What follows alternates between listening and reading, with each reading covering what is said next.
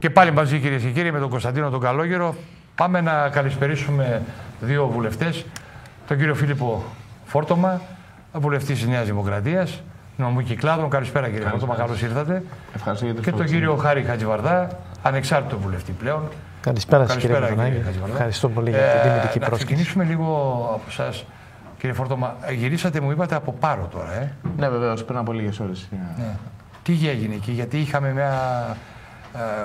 Καταρχήν βρέθηκα και με τον Δήμαρχο Πάρου, τον καταστροφές στην Άουσα, λέει, και τον έπαρχο Πάρου Αντιπάρου. Κάναμε μια συνολική κουβέντα και βρέθηκα και στην Άουσα. Κυρίως το φαινόμενο έλαβε χώρα κυρίως στην ευρύτερη περιοχή της Νάουσας και στις Λεύκες. Ναι. Αυτό γίνει και το 2003. Όπως ξέρετε, όσοι έχουν βρεθεί στην εν λόγω περιοχή, διατρέχει την Άουσα ένας χήμαρος, ο οποίος υπάρχει μια ανάπλαση και της περιοχής. Αυτό λοιπόν το φαινόμενο ήταν ακραίο, μιας και έπεσαν τουλάχιστον 110 χιλιοστά σε πολύ λίγες ώρες στην ευρύτερη περιοχή. Άνεμη μεγάλη, και αυτό δημιούργησε ακραία φαινόμενα και υπήρχαν καταστροφές και σε επιχειρήσεις και σε σπίτια.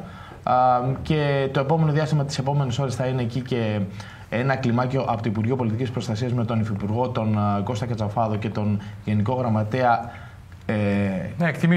κρατικής αρρωγής, για να εκτιμήσει τις ζημιές. Θα δοθούν αποζημιώσεις και γύρω στα 40-50 περίπου αυτοκίνητα έχουν καταγραφεί από την πυροσβεστική, μιας και είχα μια ευρύτερη σύσκεψη και με την πυροσβεστική και με τον Δήμαρχο και με τον Έπαρχο, όπου συζητήσαμε για αυτά.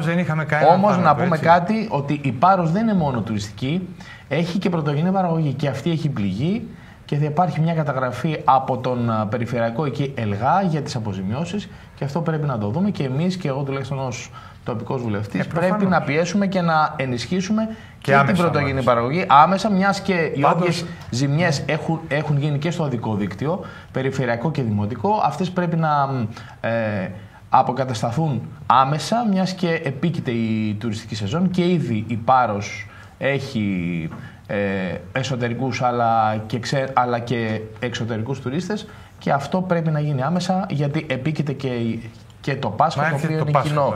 Να σας πω κάτι, και το λέω έτσι με κάθε ειλικρίνεια. Έβλεπα, επειδή ξέρω την περιοχή της Ναούσης εκεί στην Πάρο, έβλεπα το χήμαρο όπως κατέβαινε και αναρωτιόμουν, πριν τη μεγάλη γέφυρα, ο χήμαρος έχει κλειστεί, έχει παζωθεί.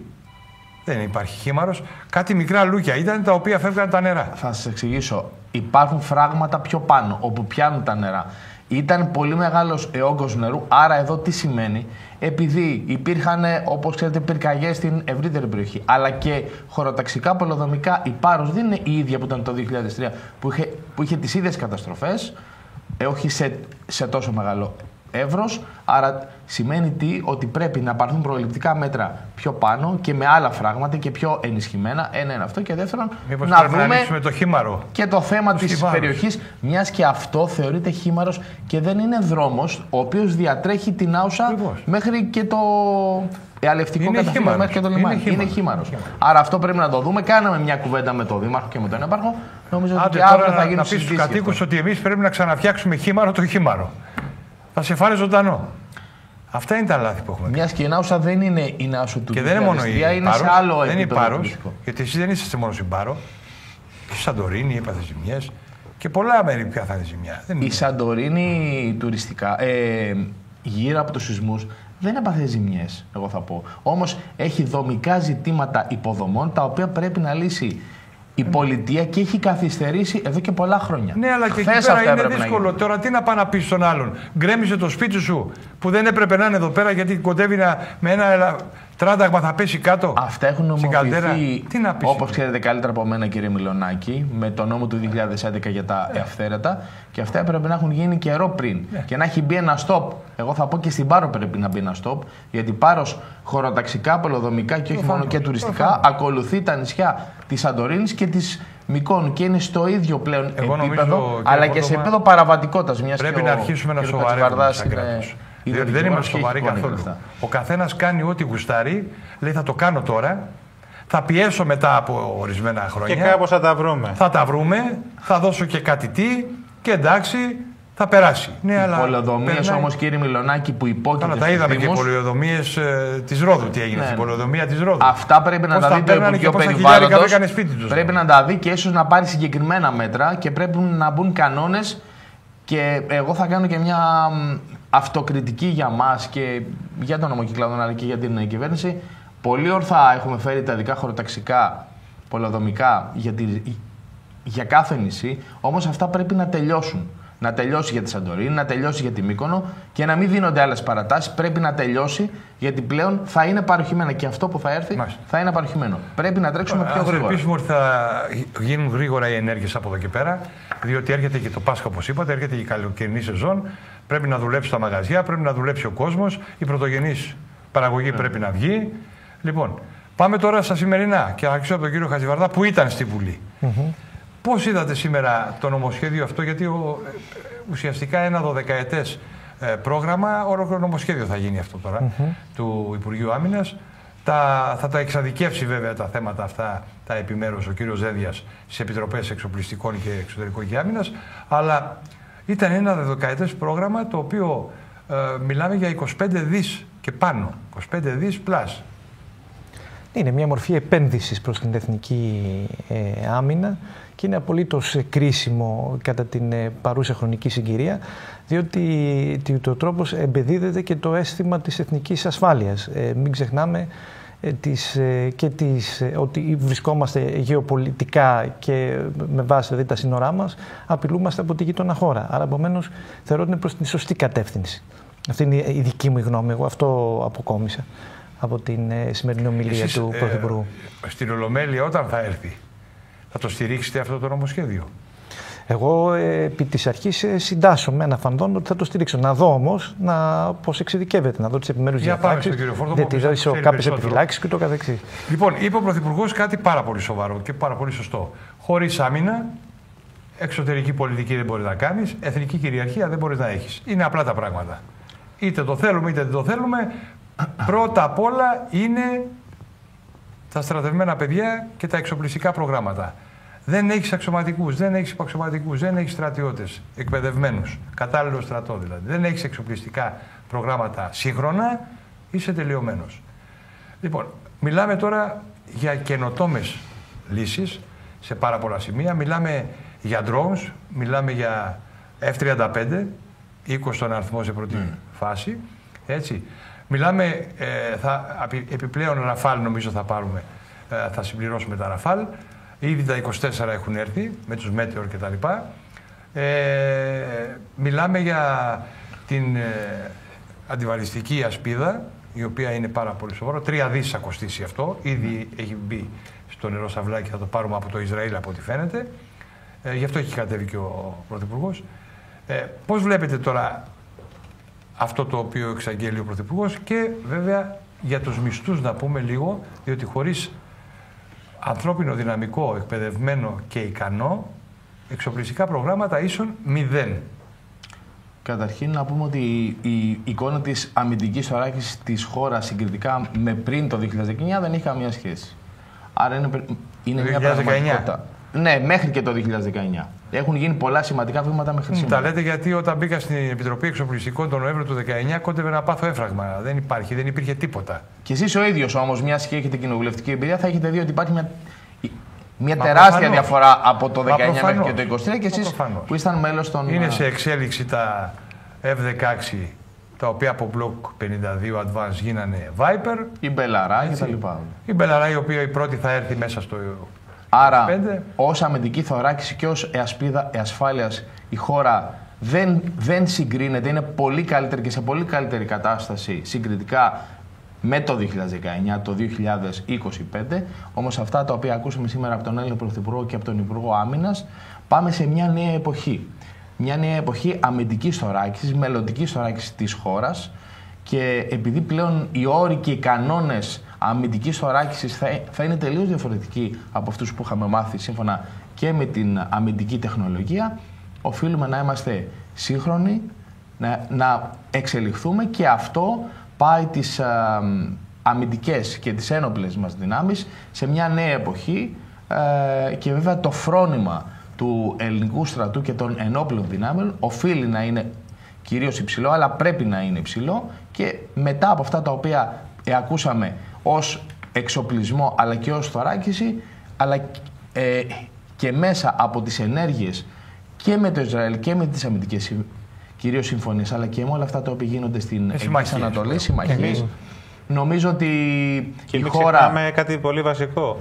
Τα εξοπλιστικά από τώρα και στο μέλλον, με την απόφαση της Ευρωπαϊκής Ένωσης, είναι κινητήριος μοχλός για την οικονομία, για την οικονομία της κάθε χώρας. Ναι. Καλά που το Οπότε είναι δική σας τώρα ανάγκη να δείτε πώς μπορείτε να εκμεταλλευτείτε όλα αυτά τα ποσά που θα έρθουν στη χώρα μας για εξοπλιστικά και να πέσουν κάποια από αυτά τα χρήματα και στην εγχώρια παραγωγή. Κύριε Καλογύρου, όμως εγώ θα πω και θα τοποθετηθώ σε αυτό ότι η Ευρώπη είχε καθυστερήσει και εμείς προφανώς, μιας και είμαστε ενεργά και κυρίως εθνικά αφυπνισμένοι, μιας και έχουμε διαφόρους γεωπολιτικούς, εγώ θα πω, αλλά και άλλους αντιπάλους στην ευρύτερη περιοχή μας, όμως συνολικά η Ευρώπη και άλλες χώρες όπως η Γερμανία αλλά και άλλες χώρες δεν είχαν καν αμυντικό εξοπλισμό και αμυντική θωράκιση, και εμείς είχαμε θίξει εδώ και πάρα πολύ καιρό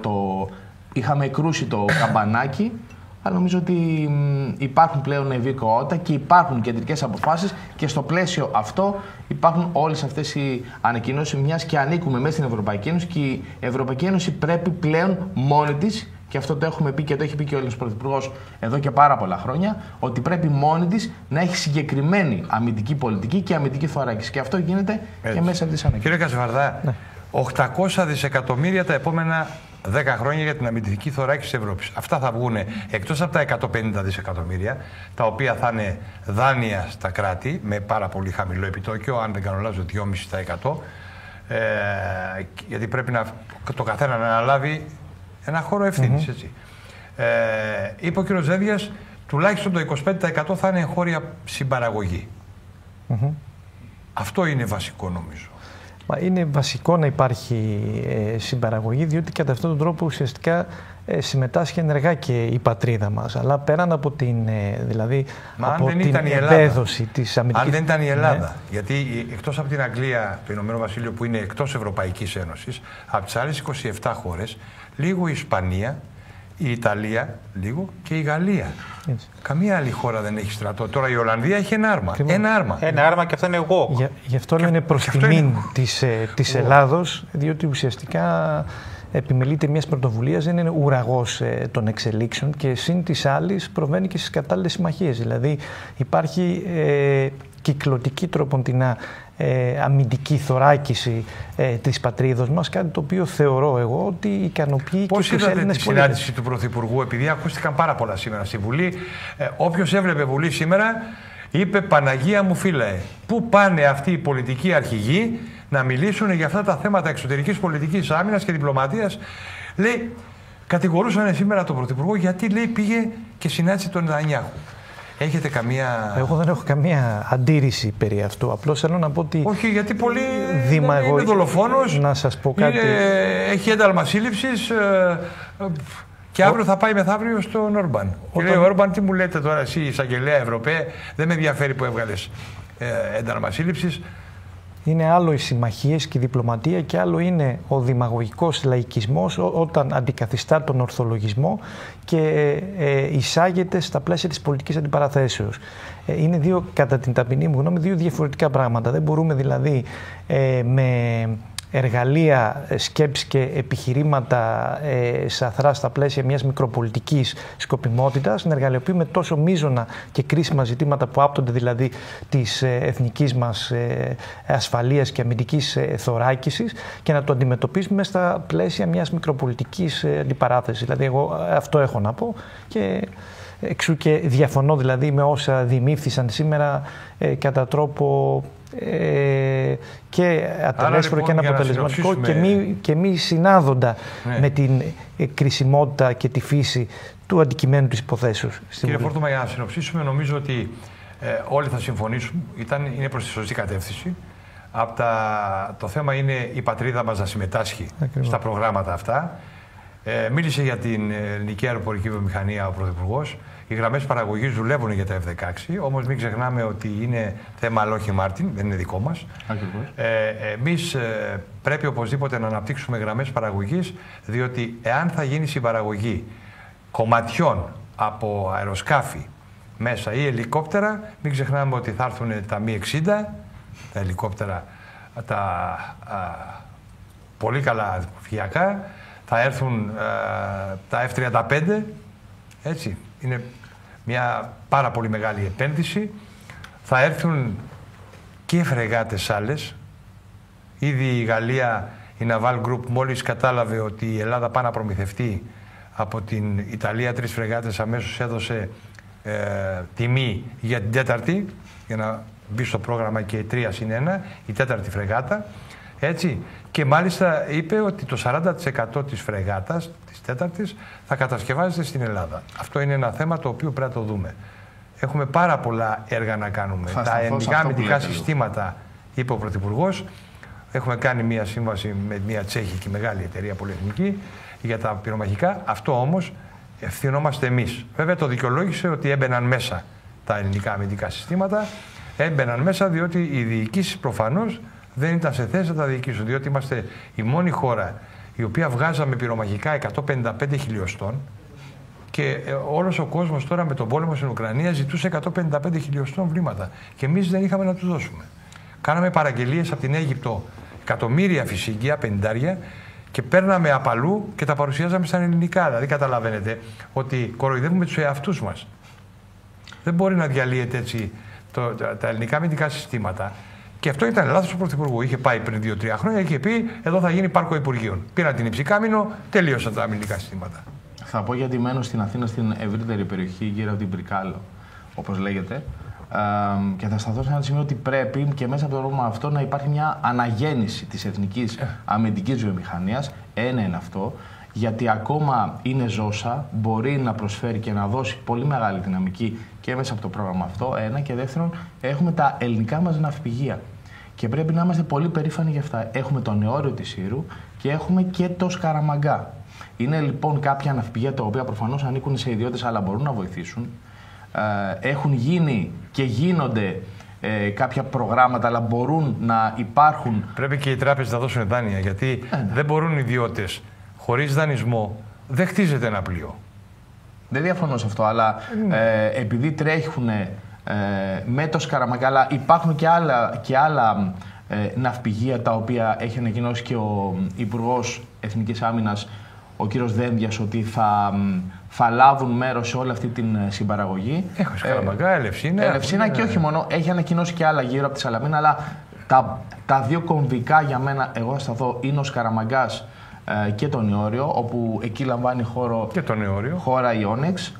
Αλλά από εκεί μετά προφανώς και η εθνική αμυντική βιομηχανία πρέπει να αναγεννηθεί και να είναι κυρίως πρώτη προτεραιότητα για μας, και μέσα από την ελληνική αυτή συμμετοχή που το 25 θα είναι γύρω από θα είναι η δικιά μας ελληνική συμμετοχή γύρω από τα εξοπλιστικά συστήματα, κύριο και πρωτεύοντα ρόλο πρέπει να παίξει η εθνική μας βιομηχανία και προσωπικό, το οποίο εγώ θα πω υπήρχαν πολλοί άνθρωποι οι οποίοι έφυγαν από την εθνική αμυντική βιομηχανία, οι οποίοι γνώριζαν ότι ήταν πλήρως κατηρτισμένοι και έφυγαν. Ακούστε, το έχουμε πει πάρα πολλές φορές και πρέπει να το καταλάβετε. Και εσείς γνωρίζετε καλύτερα. Και εσείς να πιέσετε.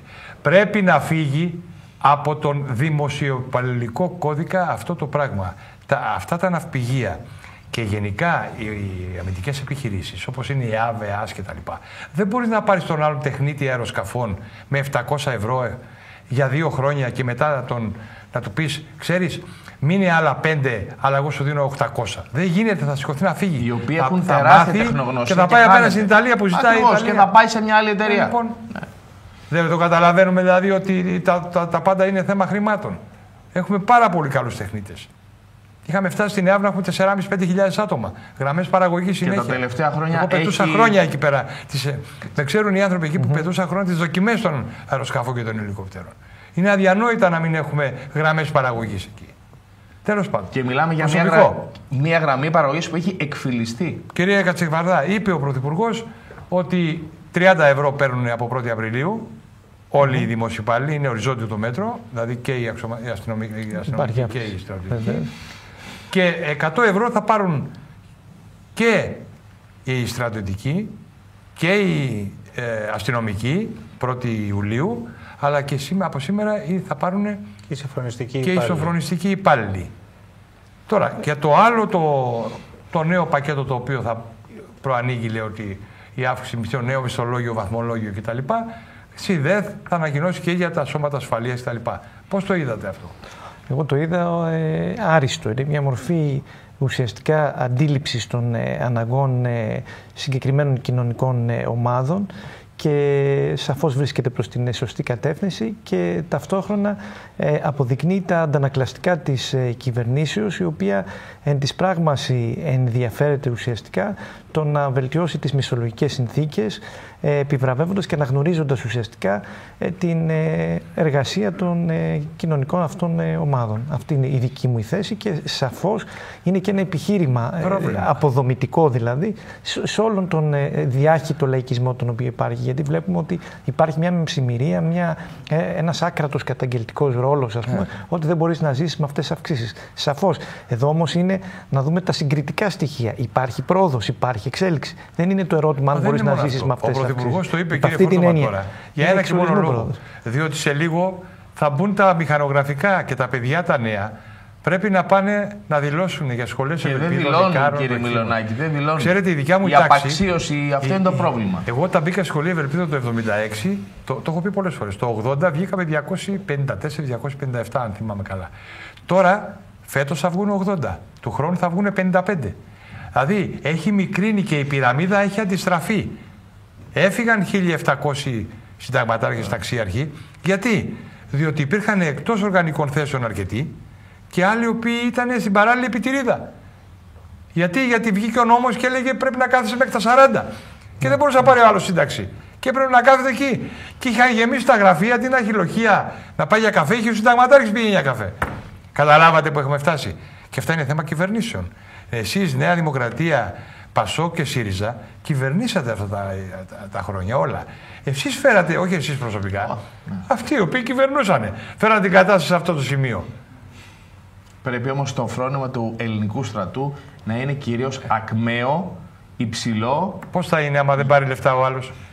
Άμα πληρώνει 800 ευρώ αυτά νομίζω ότι έχουν διορθωθεί κάποια πράγματα, μιας και δεν ακούσαμε, εγώ τουλάχιστον προσωπικά, αυτά που θα ήθελα στην Διεθνή Έκθεση Θεσσαλονίκης, αλλά σιγά σιγά τα ακούμε να εξελίσσονται και βλέπουμε να λαμβάνουν χώρα πολιτικές αλλά και εφαρμόσιμες πολιτικές, κυρίως και για το μισθολογικό, αλλά όχι μόνο, και για την αμυντική θωράκιση της χώρας. Και μια τελευταία ερώτηση, επειδή θα κλείσουμε τώρα. Πέρασε η ώρα, χωρά το καταλάβουμε. Κύριε Κατζιβαρδά, κάνει καμιά προσπάθεια η κυβέρνηση τώρα με τον Τραμπ από εκεί, τον Μπαρμπατράμπ, να πάρει πίσω αυτό το περίεργο νομοσχέδιο που έφερε χωρίς λόγο και αιτία? Κάτι είπε ο Φλωρίδης. Είπε, ναι, ότι απαγορεύεται. Εσείς είστε και νομικός. Ναι, ότι απαγορεύεται ουσιαστικά το να προσφύγει κανείς στην παρένθετη μητρότητα τα ανδραπατώμα, έτσι, με επιφύλαξη. Όταν είναι δύο άντρες, ζευγάρια, δεν τα καταλαβαίνει ο κόσμος. Τα καταλαβαίνει μια χαρά. Ο κόσμος θέλει απλότητα. Δύο άντρες, δύο γαϊδούρια δηλαδή, δεν μπορείς να είναι αρσενικά και τα δύο μαζί να κάνεις παιδί. Είτε μοναχικός άντρας, αν είναι δύο ομοφυλόφιλες ζευγάρια, με τα χέρια του να κάνει παιδί, δεν γίνεται. Είναι ζήτημα ουσιαστικά διασφάλισης με την παρένθετη μητέρα. Δεν μπορεί να προσφύγει στο θεσμό της παρένθετης μητέρας δύο ομοφυλόφιλα ζευγάρια ή μοναχικοί άντρες. Αυτό απαγορεύεται και για τα ετερόφιλα, αν δεν κάνω λάθος. Ναι, και για τα ετερόφιλα, βέβαια. Υπάρχουν άλλοι τρόποι. Υπάρχουν συγκεκριμένες προσωπικές, υπάρχουν υιοθεσίες, υπάρχουν τρόποι. Τι πρέπει να φέρουμε, τις Βουλγάρες και τις Ρουμάνες, να τους πληρώνουμε για να μας κάνουν παιδιά? Αν και συμβαίνει αυτό σε άλλες χώρες και υπάρχουν ναι, συμφωνώ. Υπάρχουν παραθυράκια και στα οποία συμβαίνει. Να κλείσουν τα παράθυρα και οι πόρτες. Είναι μια διορθωτική κίνηση. Βγήκαν οι Βαλιανάτοι πάλι σήμερα και αρχίσανε. Και γιατί? Γιατί δεν θέλουμε παιδιά? Τι θες παιδί, ρε? Κύριε Μιλονάκη, είναι μια διορθωτική κίνηση αυτή η οποία συνέβη ουσιαστικά, γιατί δυσαρεστήθηκε πολλοί κόσμος με το γάμο των ομοφυλοφίλων, και συν τις άλλες αποδεικνύει ότι η κυβέρνηση, συν όλα αυτά τα οποία συζητήσαμε σήμερα, ότι έχει ενεργά αντανακλαστικά. Δηλαδή αφουγκράζεται ουσιαστικά το σφιγμό του λαού. Αφού την έφαγε τη σφαλιάρα, έκασε 10%. Εντάξει, τα λάθη γίνονται, καλό είναι να διορθώνονται. Ο Φόρτομας το θέλει δηλαδή. Σ' και καλά το φορτώσανε το γάμο των ομόφυλων ζευγαριών. Φόρτομας φορτώσαν, οπότε είναι... Αυτό το είπα. Επήλθε η θεραπεία όμως ουσιαστικά. Υπάρχει θεραπεία όμως. Εγώ θα πω κάτι πάνω σε αυτό. Πολλές φορές τα περιβάλλοντα και των πολιτικών και των πρωθυπουργών πρέπει να είναι πολύ προσεκτικά και να μην παρασύρουν τους πολιτικούς άνδρες. Δεν είπαμε κάτι. Εν λόγω των πρωθυπουργών σε όλα αυτά. Ναι, τώρα που το είπε ο κ. Φόρτομας, μου ήρθε στο μυαλό, αναβαθμίστηκε ο Σύμβουλος Εθνικής Ασφάλειας υπό την υποπτία του Πρωθυπουργού πλέον. Τώρα έγινε γραμματεία. Προσέξτε, ο Σύμβουλος Εθνικής Ασφαλείας, ο κ. Ντόκος δηλαδή, αναβαθμίζεται και γίνεται γραμματεία και υπό τον Πρωθυπουργό. Άρα σημαίνει ότι εκτός από την ΕΥΠ πήρε και την Εθνική Ασφάλεια στη μασκάλη του. Πολύ σημαντική αναβάθμιση. Πολύ σημαντική. Μιας και δίνει ο ίδιος, και δείχνει τον δρόμο. Ο ίδιος προτεραιότητα σε αυτά. Και νομίζω ότι επειδή είμαστε σε δύσκολους καιρούς. Μα προφανώς γεωπολιτικά δεν μπορεί να μην δώσει καιρούς. Εδώ θέλουμε να περάσουμε το καλώδιο τώρα, να κάνουμε ηλεκτρική διασύνδεση της Ελλάδος, Κύπρου, Ισραήλ. Έχουμε δουλειές. Θέλουμε να ανοίξει το γεωτρύπανο, να δούμε τι γίνεται. Και αυτό είναι και μια απάντηση σε όσους λέγανε το ότι καταργείται, το ότι ακυρώθηκε. Γιατί υπήρχε η φωνή αυτή και αυτή η ρητορική. Ποιος τα έλεγε αυτά? Υπήρχαν αριστερές φωνές. Το πολύ να τα έλεγε ο Φάμελος ή η Κωνσταντοπούλου, άνθρωποι που είναι πολιτικά ανόητοι. Ναι. Πολιτικά ανόητοι. Πήγε να μιλήσει η Κωνσταντοπούλου σήμερα και αντί να μιλήσει για το θέμα της εθνικής μας κυριαρχίας και πώς θα τη διατηρήσουμε, μιλούσε για τα τέμπη. Μα κύριε Μιλονάκη, δεν είναι αυτό είναι το μόνο προτεραιότητα. Δεν τους αφορά, δεν τους ενδιαφέρει. Αυτή είναι η πραγματικότητα. Άσε που πάθανε ζημιά. Όλοι αυτοί οι συνωμοσιολόγοι που λέγανε διάφορα. Βγήκαν τα πορίσματα εγκληματολογικά της Ελλάδας. Βγήκε το πόρισμα εμπειρογνώμονα του θύματος, γονέων θύματος. Και τι λέει? Ότι ξέρετε, λάδια σιλικόνης 7.200 κιλά ήταν στους μετασχηματιστές μέσα. Σπάσανε οι μετασχηματιστές και χυθήκανε κάτω. Γι' αυτό ήταν δύο οι φλόγες. Δηλαδή μιλάμε πράγματα τα οποία υπήρχαν από το 24. Δεν πάω να καταλάβω τι επικοινωνιακή πολιτική έγινε. Εγώ δεν έγιναν λάθη επικοινωνιακά και όχι μόνο διαχείριση. Ναι, τη μια γίνονται λάθη επικοινωνιακά. Την άλλη λάθος. Όταν κυβερνάς 6 χρόνια κάνεις και λάθη. Είναι μια πραγματικότητα. Αρκεί να διορθώνονται και να μπαίνουν σε μια σωστή βάση. Ακριβώς. Γιατί παρασύρουν τον κόσμο σε άλλες ατραπούς και πρέπει να Θέλει ένα καλό restart γιατί γίνεται το ένα λάθος μετά το άλλο. Κωνσταντίνε, δυστυχώς. Θα πάμε κατάσκοποι, θα γίνουμε πράκτορες. Τώρα βγήκε. Για πρώτη φορά. Για πρώτη φορά, κυρίες και κύριοι, ξεκινάει ένα πρόγραμμα εκπαίδευσης πρακτόρων. Πήγαν οι ειδικοί από εδώ της ελληνικής αστυνομίας, πήγαν και του στρατού, πήγαν και στο Ισραήλ, πήγαν και στην Αμερική, μιλήσανε με το ΣΑΤ, CIA κτλ. 300 άτομα σε πρώτη φάση, 2 χρόνια σκληρή εκπαίδευση, θεωρητική, πρακτική, προσομοιώσεις κτλ. Και 10 χρόνια υποχρεωτική υπηρεσία. Αυτό είναι το δεδομένο για τη νέα Εθνική Υπηρεσία Πληροφοριών, που πρέπει πλέον να αφήσει αυτές τις βαγγελίτσες και τους βαγγελιούς και τους αυτούς που κυκλοφορούν και να μπει σε σοβαρά μονοπάτια για να μπορέσουμε να κάνουμε τη δουλειά μας. Γιατί αλλιώς η Ελλάδα δεν είναι μπάτες σκυλιάλεστε. Το είπε και ο Μητσοτάκης. Πολύ σωστά. Σήμερα πολλές φορές να το πει αυτό το πράγμα, παράξενο πράγμα. Έχουν αλλάξει πολλά επί Τραμπ, κύριε Φόρτομα. Πάρα πολλά. Παίρνει πίσω, τώρα κατάλαβε ότι είναι 2 τα φύλλα και δεν είναι 42. Τώρα ξαφνικά. Τώρα κατάλαβε ότι η Ελλάδα δεν είναι μπάτες σκύλια αλέστε. Τώρα κατάλαβε ότι πρέπει να φεύγουν αυτοί που δεν πρέπει να μένουν εδώ πέρα στην Ελλάδα, δεν δικαιούνται άσυλο. Τώρα τα κατάλαβαν όλα. Σε επίπεδο μεταναστευτικής πολιτικής υπάρχει μια τελείως διαφορετική αντιμετώπιση πρώτου 19 και μετά από το 19. Μπήκαν κανόνες. Κανόνες οι οποίοι δεν υπήρχαν πριν. Τώρα μπήκαν κανόνες με τον Τραμπ. Όχι τώρα και πριν. Για τα υπόλοιπα, ναι, το καταλαβαίνω αυτό που λέτε για τα 2 φύλλα, για τον γάμο. Αλλά για τη μεταναστευτική πολιτική η Νέα Δημοκρατία είχε συγκεκριμένη ρητορική. Οι κανόνες πάνε μπροστά. Συγκεκριμένη πολιτική από το 19 και μετά. Πρέπει να είστε πολύ προσεκτικοί, γιατί άμα δεν τα καταφέρετε, δεύτερη είναι η κυρία Κωνσταντοπούλου. Και εκεί καήκαμε όλοι. Εσείς τα φταίτε, όχι εσείς μόνο προσωπικά. Η κυβέρνηση. Παίζουν μόνοι τους Και σκέψου να χάσουν κιόλας. Εάν χάσουν, καταστράφει και η χώρα με την κυρία Κωνσταντοπούλου. Τι θα συζητάμε πάλι. Να λύσουμε ακόμα περισσότερα προβλήματα της ελληνικής κοινωνίας. Αυτό πρέπει να κάνουμε. Ευχαριστώ τον κύριο Χατζηβαρδά. Έχετε κάτι αγαπητέ? Όχι. Εγώ ασκώ αντιπολίτευση ακριβώς για να βελτιώνονται και τα πράγματα. Γόνιμη αντιπολίτευση. Η αντιπολίτευση αυτό πρέπει να είναι. Ασκώ και να δίνει στην κυβέρνηση. Ακριβώς. Όχι άκρατα καταγγελτικό ρόλο. Ουδέποτε κρύφτηκα ότι. Η κυρία Κωνσταντοπούλου, που δική σας κάνει με καρδούλες. Εντάξει, σας αγαπάει. Ευχαριστώ τον κύριο Φόρτωμα. Ευχαριστούμε και τον κύριο Χατζηβαρδά. Πάμε σε ένα μικρό διαφημιστικό διάλειμμα και επανερχόμαστε με τα οπλικά συστήματα τα οποία θα παραλάβει η χώρα μας, κυρίες και κύριοι. Θα τα δείτε όλα.